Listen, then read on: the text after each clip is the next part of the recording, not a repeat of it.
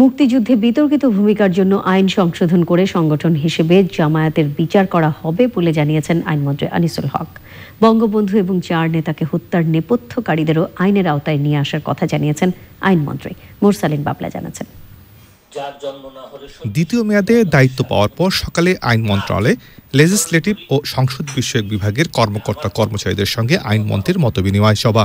আইনমন্ত্রী বলেন, জামাত ইসলামী সংগঠনটি যুদ্ধাপরাধের জন্য অভিযুক্ত। গত সরকারের মেয়াদে এ সংক্রান্ত আইনটি যাচাই বাছাইয়ের জন্য আইন মন্ত্রণালয়ে পাঠানো হয়েছে। সংশোধনটা করা হচ্ছে কেন সেটা নিয়ে কিন্তু অনেক আলাপ আলোচনা হয়েছে। দেখেন, 1973 সালে যে আইনটা করা হয়েছিল সেটা ইন্টারন্যাশনাল ক্রাইমস ট্রাইব্যুনাল অ্যাক্ট বলে অভিহিত ছিল। এটা যারা যুদ্ধ অপরাধী, যারা মানবতা বিরোধী অপরাধী ব্যক্তি, তাদেরকে বিচার করার জন্য। তখন এই আইনটা জামাতের বিচার করার জন্য করা হয় নাই। তার কারণ হচ্ছে 1972 সালে যখন সংবিধান প্রণীত হয় তখন জামাতকে অলরেডি ব্যান করে দেওয়া হয়েছিল। বঙ্গবন্ধু ও 4 নেতা হত্যার নেপথ্যদের আইনের আওতায় আনতে কমিশন গঠনের কথা বলেন আইনমন্ত্রী।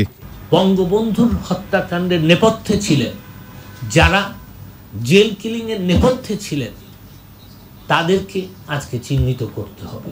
তাদেরকে আজকে চিহ্নিত করে তাদেরকেও কিভাবে বিচারের আওতায় বা এমন একটা অনুশাসনের আওতায় আনতে হবে যেন মানুষ অন্ততপক্ষে এই বার্তা পায় যে অন্যায় করলে বা অন্যায়ের সাথে জড়িত থাকলে তার বাংলাদেশে বিচার হবে।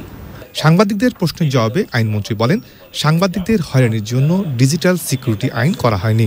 যারা প্রযুক্তির সুবিধা নিয়ে অপব্যবহার করবে তাদের বিরুদ্ধে ব্যবস্থা নেওয়ার জন্য এই আইন।